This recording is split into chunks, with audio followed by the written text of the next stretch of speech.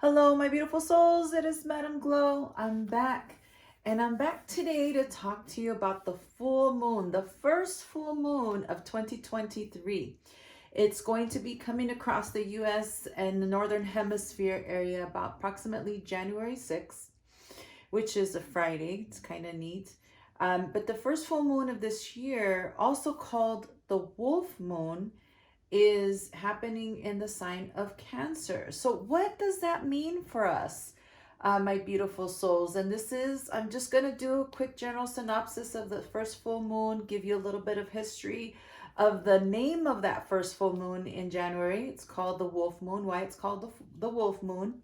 And also see if Spirit inspires me to go ahead and throw some oracle cards in regards to what's coming for this weekend, for January 6th. In Christianity, January 6th is also celebrated as the El Día de los Reyes. The Reyes Magos is the day that the wise men or the wise kings reached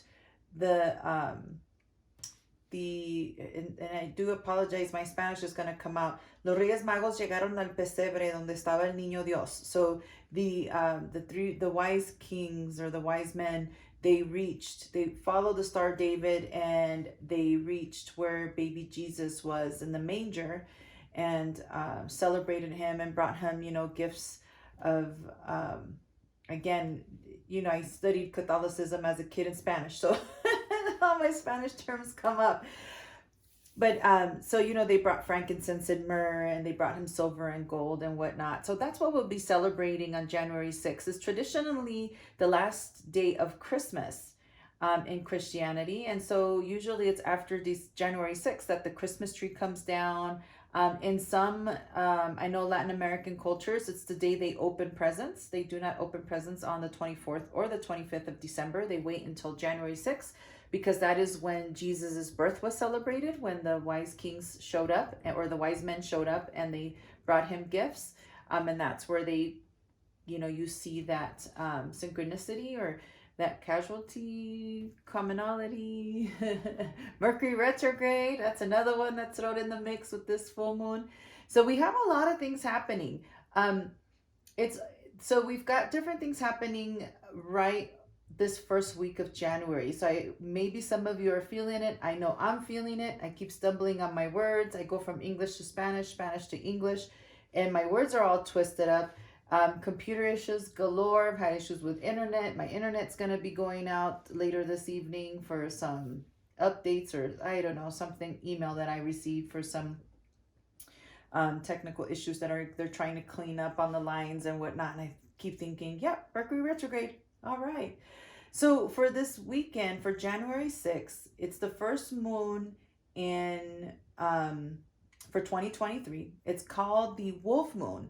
And it was called the wolf moon by the Native Americans. So the Native Americans called it the wolf moon because they relate it to the time of year, which is in the winter, when the wolves come out and they howl. They howl in a way to communicate, right? It's also because it's still very dark. It's very cold. In the Northern Hemisphere, it is winter, so it's very cold, it's dark. And it's also the way they celebrated, or they related this full moon with the wolves coming out and howling as a way to communicate with their pack, but also a way to protect their living situation, their living space, right? It's kind of how they mark their territory. So anyhow, that's the history behind the wolf moon. But the moon in Cancer, so what does that mean? Cancer energy is very nurturing, very family oriented, very loving, almost like smothering type of energy is what I get when I think of the sign of Cancer. And I've spoken from my Venus is in Cancer, very nurturing, very mothering. I sheltered my children, asked them, I have 4, they will tell you, oh, my mom was always sheltering us. She was always very overprotective. And I'm not a helicopter mom, never a helicopter mom, but very definitely I was very overprotective of my kids growing up and whatnot. And it comes from that energy, right? That very nurturing, very loving, but also the ride or die. Cancerians tend to have that energy of, we will do what it takes to protect our tribe, right? And so take that on top of Mars being in retrograde in Gemini, right? So it's holding our communication back and holding our urgency to get things going and rolling. And then we have Mercury gone in retrograde as well. So we add that on top to the mix. And so our communication's already been held back. So what does that mean for the collective? My beautiful souls, it means that it's time to take a step back. So if you've had a chance to listen to the January readings for all 12 zodiac signs, one of the common themes throughout the collective was that January, it was going to be a month of us sitting back and really digging deep into our soul and prepare, almost going into like a hermit mode type of energy, so that we could prepare for what's coming in the actual new year, which comes around in March. Really, when we think about the astrological new year, it happens with Aries. But energetically, I'm getting that the new year won't start until probably early February or so. It's when things start lining up and we start getting that energy back, that Aryan type of energy, and Mars kind of gets back into gear and falls into place. Mercury will fall into place. So all of our planets are going to start shifting again and giving us more of the clarity that we need in order for us to get the ground going on what our New Year's resolutions were, and so on and so forth. So have a little grace upon yourselves if you're struggling to get that New Year's resolution up and going. That's number one. Number two, with this full moon, it's going to bring up a lot of emotions. And remember what I kept saying in the zodiac readings was, it's not going to be so much what we say, but how we receive information. With this Mercury going into retrograde early in January, we just came out of a very family-oriented, very loving type of energy with Christmas, right?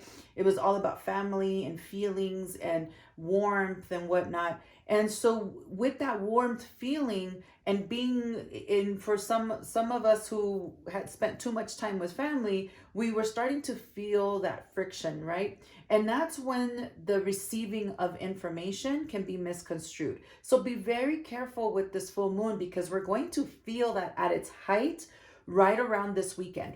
So what can you do to make sure that you're not miscommunicating, or that the lines of communication between you and your loved ones and the people you are in relationship with don't misfire? It's time to journal. It's time to really think before you speak. You're going to have to think very clear before you open up your mouth and say what you're going to say. Be very careful and selective with your words, because remember that even though words are just words, they still hurt. Words can have a meaning or can be received in a very negative connotation that they could leave scars. And these are soul scars, scars in your soul and in your heart that are more difficult to heal than scars on your skin, on your body, on your flesh. So with that said, my advice, my beautiful souls, is as you face and get ready for this weekend, it's time to pull out that journal. I keep encouraging a lot of my zodiac signs to journal. Write about what you feel. And it's not about writing a dissertation and writing stories. No way. If you're not a writer, not everybody's a writer. Maybe you open up an app like Flipgrid and you record yourself just saying a few words every morning to get all that, all those feelings and emotions out. Because one of the things I am recommending, number 3, is going to be self-love and self-care. And with self-love and self-care comes awareness, self-awareness. Where are your feelings at? Why are you feeling this way? What are your emotions? What the emotions are, the feelings coming out to fruition are being, it's how we bring them out to the public, how we expose ourselves to the universe, right? Those emotions those are our reactions, our responses. And you have to remember that when we respond, people will perceive. They're receiving that response. So remember that you must be intentional. Be intentional with when you speak, be intentional when you respond, whether it's physically, verbally, emotionally. Be very careful and try to come down to the bottom of why you're feeling those things, especially if you're feeling anger or remorse. It's time to write those feelings and emotions down and process them.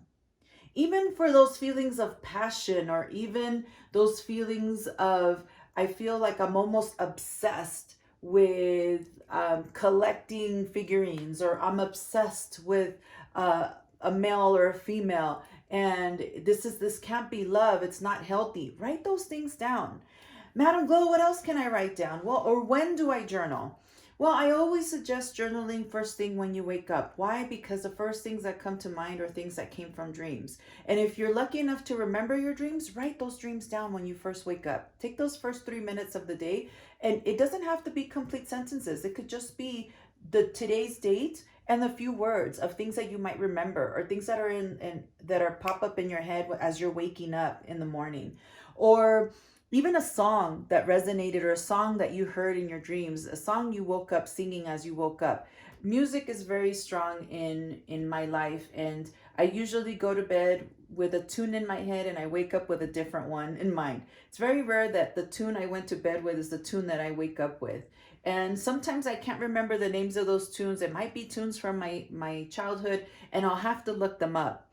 That's a part of journaling. That's a part of processing, because that's a significance of my inner child coming out and needing some sort of healing, or needing some sort of attention too, right? So how do I provide that self-care? I go back to those quick dreams that I had, because your dreams are very telling of what's going on with the inner self of you.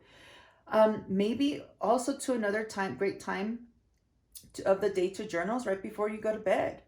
Just listing the things that you accomplished that day might be very redeeming for you, especially for those moms or the stay-at-home parents who feel like day in, day out it's a lot of monotony, and they're going crazy, and they don't have any time to really spend time with themselves. It takes 3 minutes.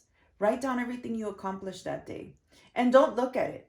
Don't look at it and process it right there and then. Wait till the next morning and look back, and really give yourself that attaboy. Give yourself those accolades of everything that you've accomplished. Really give yourself credit for the previous day, and be grateful before you go to bed, but also be grateful for the opportunity of a new day. So I hope this message resonated.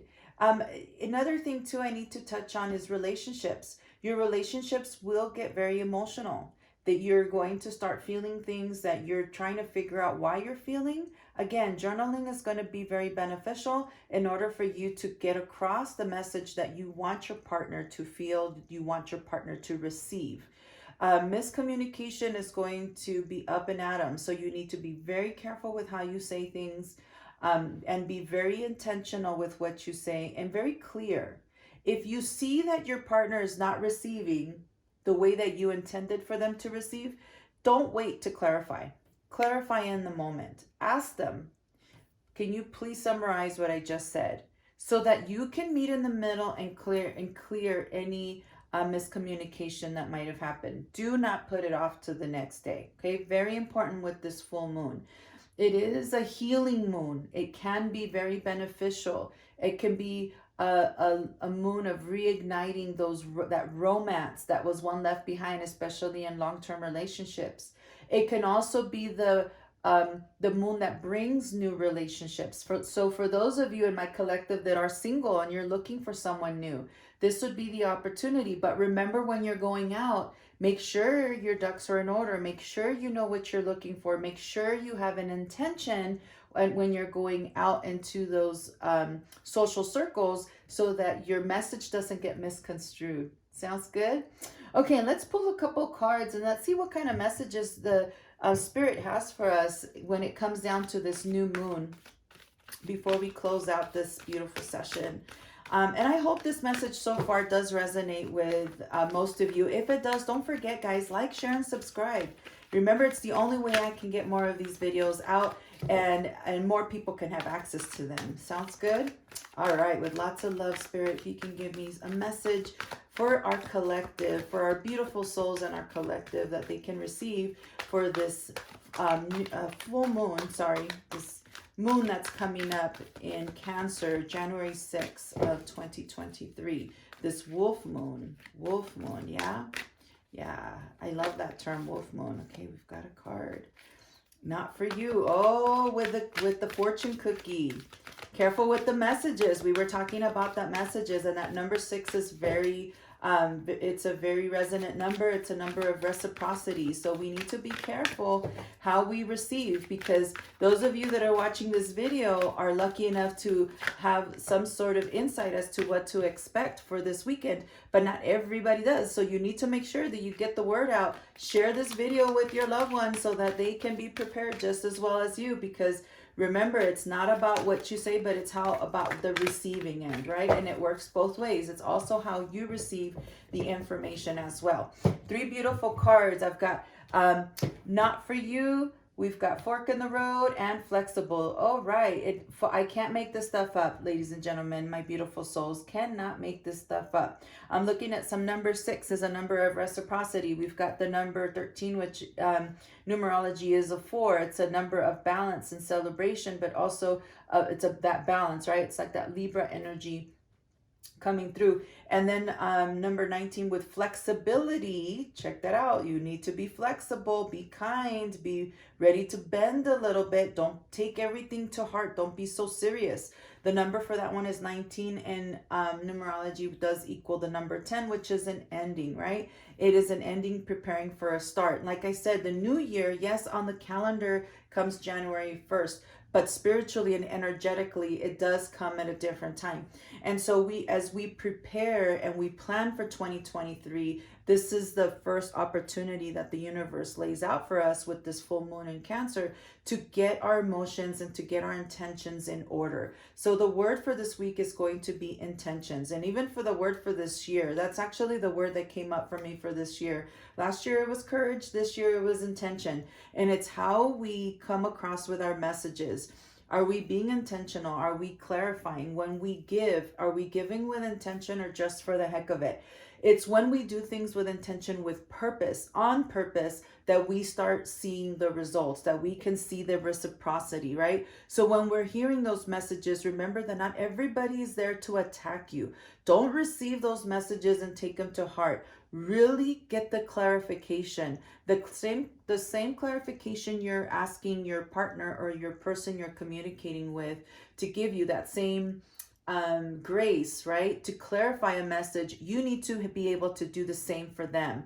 So remember that not everything is an attack towards you. Everything has a hidden message or an underlying message, and it's our responsibility to clarify that information so that we don't receive it and allow for self-scars that don't belong there, okay? We're not victims. Don't have that victim mentality. Get that clarification. This fork in the road is very important, and what it's telling me with this card is that the choice is ours. We are going to be making decisions, and we are in control of our decisions. Just like we're in control of our communication. I'm giving you an opportunity to process your emotions, your feelings before you regurgitate and throw and spew out information that's not the way you wanted it to come out. No, I have a sister that loves this phrase, diarrhea of the mouth. Very disgusting phrase, I know, but it makes a lot of sense where you just regurgitate words without thinking, and messages get misconstrued, relationships get broken. And in reality, it's not a time for us to break relationships or to break ties unless through the process of this full moon, we come to realization that there is no healing for our relationship. Okay, that's another outcome that is very likely with this full moon. But again, before you start breaking ties, it's very important that you really sit down and analyze your relationships, whether it's with loved ones, your partner, friends, co-workers. You need to really think about these things before you cut ties, because cutting ties during this full moon are permanent, okay? Having that flexibility too. You need to be as flexible as the other person. Remember, I think one of the signs, I can't remember which one it was, one of the zodiac readings, it was all about a one-sided relationship. And the first thing I said was, you need to be flexible. You need to be able to receive just like you give. If you're going to dish it out, you better be able to take it. And that's what this card is representing when it comes down to those messages. Remember, the message here is not only do you want to clarify what you have to say and process what emotions and feelings you have so that you don't just throw any type of information out there, but your information that you're putting out there is with intention, but you also need to be able to receive it. And not everybody knows that you're receiving information from. they haven't watched this video to be able to say, oh, I know what I need to do. I need to write down and process my feelings and emotions before I go ahead and communicate heavy information to somebody. Okay? All right, my beautiful souls, I hope this message resonated with you. If it did, make sure you like, share, and subscribe. I'd love to be able to put out more of this kind of content for you throughout the months of this year. Stay tuned for more zodiac horoscope readings. In the meantime, if you have not listened to your January sun, moon, and rising messages, make sure you check them out. They are available on our channel, Madam Glow. So until next time, my beautiful souls, I'm sending you lots of love, lots of writing time and self-love and care, but most of all, lots and lots of light.